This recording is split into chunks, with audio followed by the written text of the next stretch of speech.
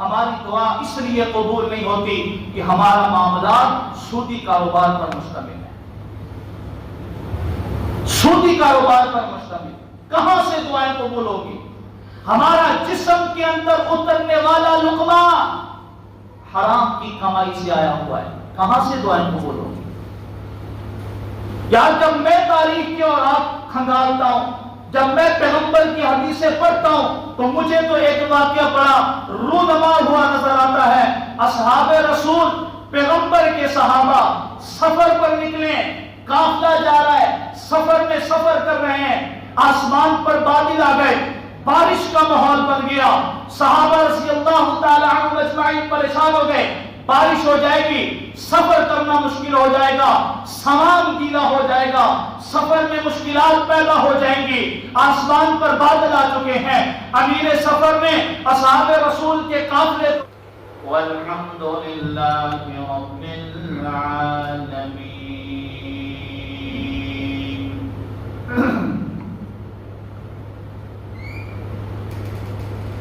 واجب الاحترام، قابل صدر احترام،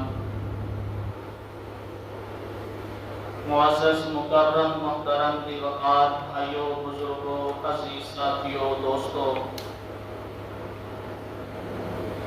اللہ رب العزت کا بڑا احسان ہوا، فضل ہوا، کرم ہوا، مالک کائنات نے جمعۃ المبارک کا یہ سعادتوں والا، عظمتوں اور برکتوں اور رحمتوں والا دن نصیب فرمایا ہے۔ اللہ تعالیٰ سے دعا ہے کہ اللہ سبحانہ و تعالی ہم سب کو صحیح معنوں میں اس دن کی قدردانی کرنے کی توفیق عطا فرمائے۔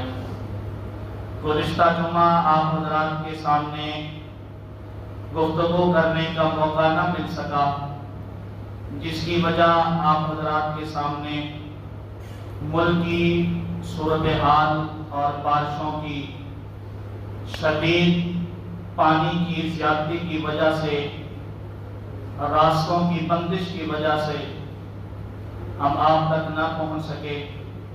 ہم سب سے پہلے آج کے اس خوبصورت دن میں، ایسی صورتحال میں متاثر ہونے والے تمام حضرات، چاہے وہ کسی بھی فرقے اور مذہب کے ساتھ تعلق رکھتے ہیں، ہم دلی طور پہ ان کے ساتھ دکھ میں بھی شریک ہیں اور اللہ سے دعا گو ہیں کہ اللہ حق سبحانہ و تعالی ایسی صورتحال میں پیدا ہونے والی تمام پریشانیوں کو تمام احباب سے دور فرمائے۔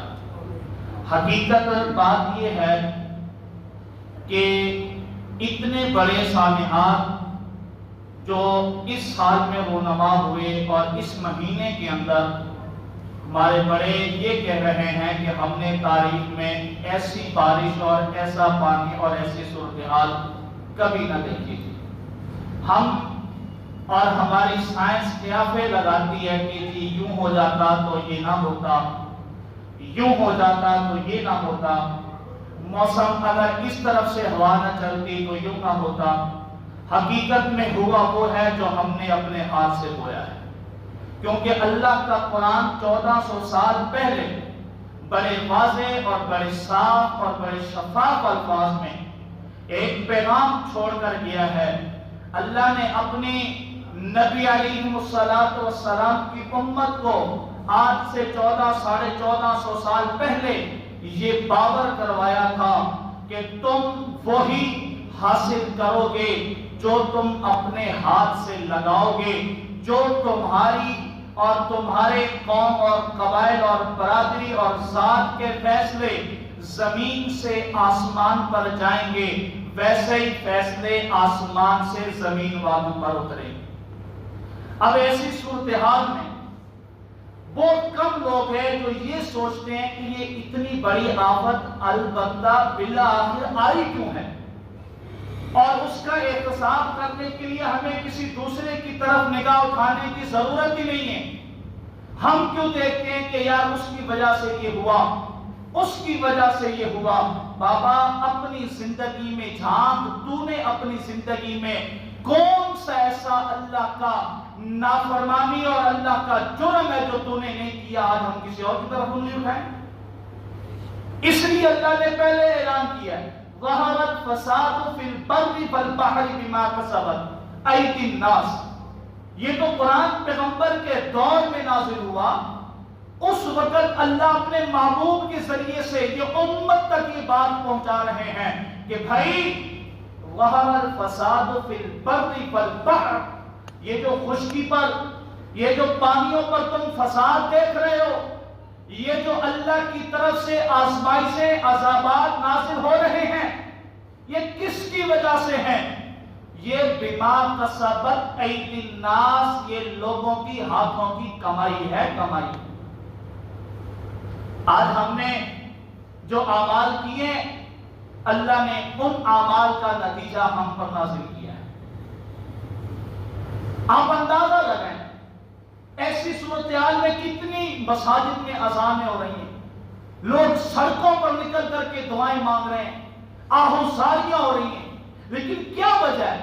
ہماری دعا قبول کیوں نہیں ہو رہی؟ ہماری دعا اس لیے قبول نہیں ہوتی کہ ہمارا معاملات سودی کاروبار پر مشتمل ہے، سودی کاروبار پر مشتمل۔ کہاں سے دعائیں قبول ہوگی؟ ہمارا جسم کے اندر اترنے والا لقمہ حرام کی کمائی سے آیا ہوا ہے، کہاں سے دعائیں قبول ہوگی؟ یار جب میں تاریخ کی اور آپ کھنگالتا ہوں، جب میں پیغمبر کی حدیثیں پڑھتا ہوں تو مجھے تو ایک واقعہ بڑا رونما ہوا نظر آتا ہے۔ اصحاب رسول، پیغمبر کے صحابہ سفر پر نکلے، قافلہ جا رہا ہے، سفر میں سفر کر رہے ہیں، آسمان پر بادل آ گئے، بارش کا ماحول بن گیا، صحابہ رضی اللہ تعالی عنہ اجمعین پریشان ہو گئے، بارش ہو جائے گی، سفر کرنا مشکل ہو جائے گا، سامان گیلا ہو جائے گا، سفر میں مشکلات پیدا ہو جائیں گی، آسمان پر بادل آ چکے ہیں۔ امیر سفر نے اصحاب رسول کے قافلے کو روکا، قافلے کو روک کر کے صحابہ نے ہاتھ اٹھائے ہیں، ہاتھ اٹھا کر کے دعا کی ہے۔ دعا کوئی لمبی چوڑی نہیں کی، دو الفاظ اللہ کے سامنے صدق کے دل سے کہے ہیں، اللہم حوالینا ولا علینا، اے اللہ یہ بادل جو برسنے والے ہیں یہ ہم پر نہ برسیں، یہ سامنے برسیں، یہ دائیں بائیں برس جائیں، یہ قافلے کے پیچھے برس جائیں، ہم پر نہ برسیں۔ رب کعبہ کی قسم ہے، زمین و آسمان نے یہ واقعہ بھی دیکھا، چشم فلک نے اس واقعے کا نظارہ بھی کیا، بارش ضرور برسی ہے۔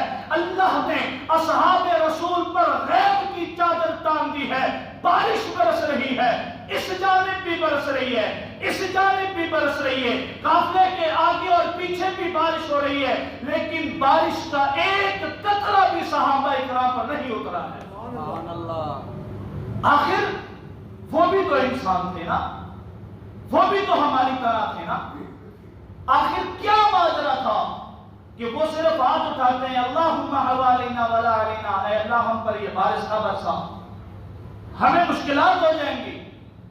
اللہ نے ان کی دعاؤں کو قبول کیا اور بارش کو دائیں بائیں برسایا، لیکن اصحاب رسول متاثر نہیں ہوئے۔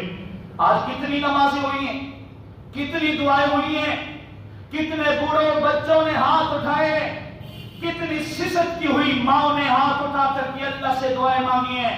جاؤ آج بھی جا کر کے یہ جو پنجاب کے علاقے جہاں پر سیلاب متاثرین ہیں، روڈ پر بیٹھ کر کے جھولیاں اٹھا اٹھا کر کے دعائیں مانگتے ہیں، کیوں قبول نہیں ہوتی ہیں؟ کبھی سوچا ان کی قبول کیوں ہوتی تھی، ہماری کیوں نہیں ہوتی؟ ہمارے کاروبار صاف ستھرے نہیں ہیں، ہماری تجارت صاف ستھری نہیں ہے، ہمارے معاملات ٹھیک نہیں ہیں، ہمارے پاس آنے والا پیسہ درست نہیں ہے، ہمارے بچوں کی ہونے والی تربیت اسلامی نہیں ہے، ہمارے نظریات صحیح نہیں ہیں، ہمارے عقیدے درست نہیں ہیں، ہمارے عقیدے توحیدی نہیں ہیں، ہمارے عقیدے مشرکانہ عقیدے ہیں۔ ہم پر مصیبت بعد میں آتی ہے، پہلے وقت کرتے ہیں اس کے پاس چلے جاؤ، جان صاحب والے کے پاس چلے جاؤ، سیون والے کے پاس چلے جاؤ، عبداللطیف بھٹائی کے پاس چلے جاؤ۔ اس چیز سے انکار نہیں ہے کہ یہ اللہ کے بزرگ نہیں تھے، لیکن انکار اور اختلاف اس چیز سے ہے کہ ان کے پاس کوئی اختیار نہیں ہے۔ ہر چیز کا اختیار اگر کسی ذات کے پاس ہے تو وہ اللہ کی ذات کے پاس ہے۔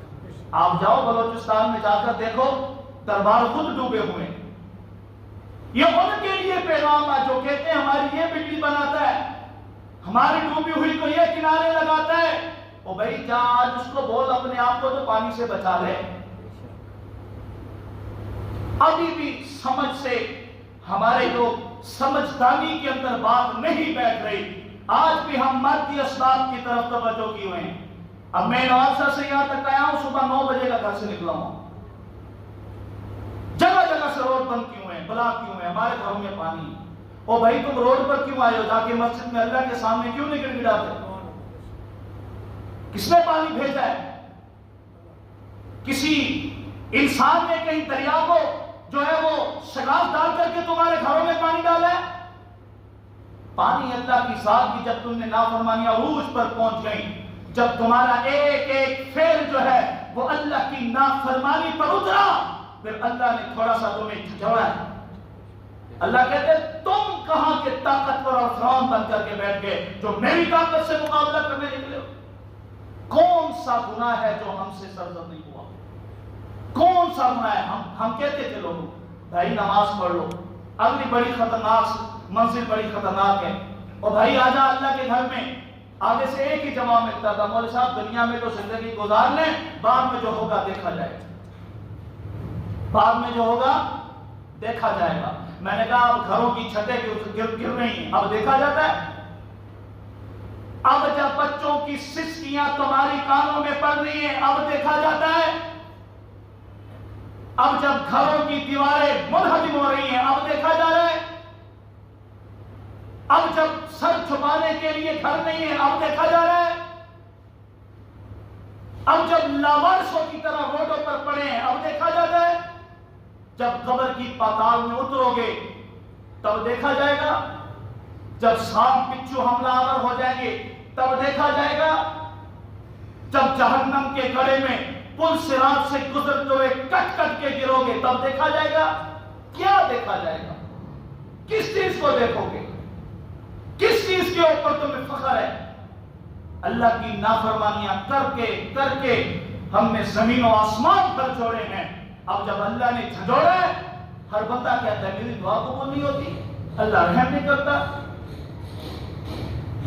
اللہ کی ذات تو اتنی رحیم ذات ہے، اگر 90 سال کا بوڑھا کافر جس نے کوئی دنیا کی نافرمانی نہ چھوڑی ہو، ہر نافرمانی کر کے آیا ہو، لیکن صرف ایک مرتبہ صدقے دل سے اللہ سے معافی مانگ لے، خدا کی قسم اللہ 90 سال کی نافرمانی کو معاف کر دے۔ اللہ قرآن میں تو یہ پیغام دے رہا ہے فَأُولَٰئِكَ يُبَدِّلُ اللَّهُ سَيِّئَاتِهِمْ حَسَنَاتٍ۔ اللہ کہتے ہیں جو لوگ صدق دل سے آ کر کے معافی مانگتے ہیں، میں صرف ان کے گناہوں کو معاف نہیں کرتا بلکہ ان کے گناہوں کو میں نیکیوں میں بدل دیتا ہوں۔ وہ تو اتنی غفور و رحیم ماں ہے، وہ تو ایسی ذات ہے، وہ تو بہانے تلاش کرتی ہے، لیکن اتنے بڑے سالے ہو جانے کے بعد بھی فجر کے وقت مسجد خالی، ظہر میں مسجد خالی۔ یہ جمعے میں نمازی کہاں سے آ جاتے ہیں؟ کیا یہ فجر میں گھروں میں نہیں ہوتے؟ تین نمازی کا حساب کرے، فجر کی نماز میں تین نمازی فجر کی نماز میں آ رہے ہیں کہ ظہر میں گھروں میں نہیں ہوتے۔ یہ امت بڑی گمراہی کے راستے پر چل پڑی۔ پھر ایسا نہیں ہے میں سب کو ایک جیسا کہوں، سب ایک جیسے نہیں، لیکن یہ اصول ہے جب سوکھوں کو آگ لگتی ہے تو جل کے گیلے بھی جاتے ہیں۔ اب جب اللہ نے گناہگاروں کو پکڑا ہے تو رگڑا پھر ان کو بھی لگ جائے گا جو اللہ کے پاسار اور ظاہر بندے۔ لیکن وجہ یہی ہے کہ جو میں نے پہلے کہا، یہ جتنی بھی آفات اور حالات آ رہے ہیں یا جو اب تک آ چکے ہیں، ابھی بھی ہاتھ سے وقت نکلا نہیں ہے۔ وہ کہتے ہیں کہ صبح کا بھٹکا ہوا جو رات کو واپس آ جائے اس کو بھولا ہوا نہیں کہتے ہیں۔ ابھی بھی آؤ اللہ کے دروازے پر، مانگو سچے دل سے۔ میں حیران ہوتا ہوں، میں پریشان ہوتا ہوں کہ ایسی حالات اور آفات کے باوجود لوگ مسجدوں کا رخ نہیں کر رہے ہیں، لوگ مادی اسباب کی طرف دیکھ رہے ہیں، لوگ دھرنا دے کے بیٹھے ہوئے ہیں۔ ایس پی ڈی ایس کیا ہے؟ وہ تمہارے گھروں کو بچائے گا کیا؟ تم اس ذات کے دروازے پہ کیوں نہیں جاتے جس نے یہ عذاب بھیجا ہے اور ختم بھی وہی کرے گا؟ اس لیے یہ دنیا مقافاتی عمل ہے، یہ ہم جتنا بوئیں گے ایسا ہم کاٹیں گے، ایسا ہی ہم کاٹیں گے۔ ہم نے کون سی ایسی پیغمبر علیہ السلام کے ساتھ وفائیں کی ہیں جن کے بلبوتے آج ہم اللہ سے کہیں یا اللہ تجھے تیرے نبی کا واسطہ ہے ہمارے سے یہ عذاب دور کر لے؟ کس منہ سے کہیں ہم نبی کا واسطہ کیسے دیں؟ ہم نے تو نبی کی سنتوں کو کہاں کہاں بنایا، کیسے کیسے ہم نے نبی کی سنتوں کے ٹکڑے ٹکڑے کیے، ہم کس منہ سے نبی کا واسطہ دیں؟ ہم نے کتنی وفا کی اپنے نبی کے ساتھ، جبکہ اللہ کا قرآن ہمارے نبی سے کہہ رہا ہے کہ اے محبوب اپنی امت کے بارے میں پریشان نہ ہونا، میں روز قیامت آپ کو آپ کی امت کے بارے میں خوش کر دوں گا۔ لیکن آج امت نے نبی کے ساتھ جو وفائیں کی ہیں، خدا کی قسم کل قیامت کا دن آنے والا ہے، بروز محشر نبی کے سامنے تمہارا بھی سامنا ہوگا، میرا بھی سامنا ہوگا۔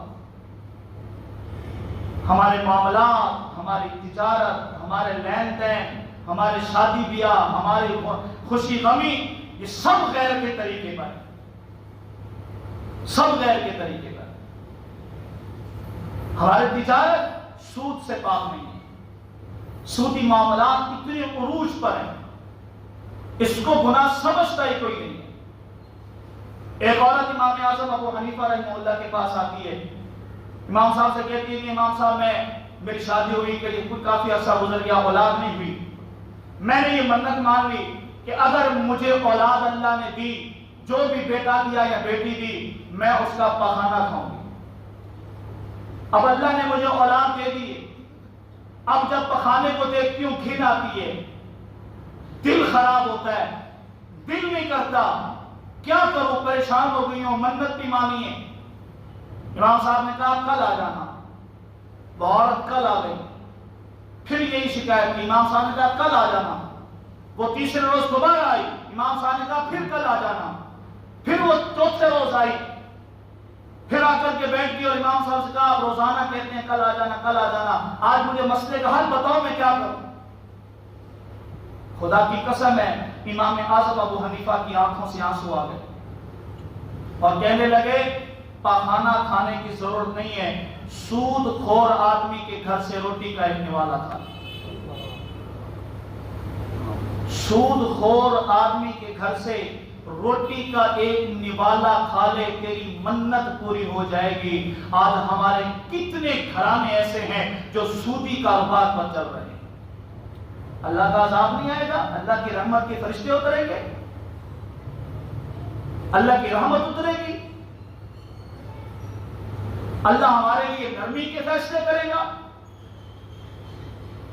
ہماری شادیاں دیکھو تو اللہ کی نافرمانیاں اتنی زیادہ اور شادیوں کے اندر ہوتی ہیں، کسی کو کوئی احساس نہیں ہوتا کہ ہم اجتماعی گناہ کرنے کی وجہ سے گناہ ہم کر رہے ہوتے ہیں، لیکن دوسرے اس گناہ کے اندر مبتلا ہو کر کے ان کے گناہ بھی ہمارے خاتے میں لکھے جاتے ہیں۔ یہ اجتماعی گناہ کرتے ہیں، گناہ اجتماعی کرو، توبہ انفرادی کرو، ایسا نہیں ہوگا۔ اگر گناہ اجتماعی کیے ہیں تو توبہ بھی اجتماعی کرو جا کر۔ ہماری خوشیوں کے موقع رسول اللہ صلی اللہ علیہ وسلم کی زندگی سے ہٹ کریں، اصحاب رسول صلی اللہ علیہ وسلم کی زندگی سے ہٹ کریں۔ آج ہم کس منہ سے کہیں یا اللہ ہم تیرے نبی کی امتی ہیں؟ اس میں شک نہیں ہے کہ ہم نے کلمہ نبی والا پڑھا ہے، اس میں شک نہیں ہے کہ ہم اس شریعت پر گامزن ہیں جو ہمارے نبی ہمیں دے کر کے گئے تھے، لیکن ہم نے نبی کے ساتھ وفا کتنی کی ہے؟ ہمارے گھر کے معاملات کتنے نبی کی سنت پر ہیں؟ اس لیے اللہ رب العزت نے قرآن مجید کے اندر بار بار اپنی رحمت کو یاد کرواتے ہوئے اعلان کیا ہے۔ کہیں فرمایا قُلْ يَا عِبَادِيَ الَّذِينَ أَسْرَفُوا عَلَىٰ أَنفُسِهِمْ او میرے بندو، اگر تم اپنی جانوں پر ظلم کر بیٹھے ہو تو لا تقنطوا من رحمت اللہ، میری رحمت سے نا امید کبھی نہ ہو۔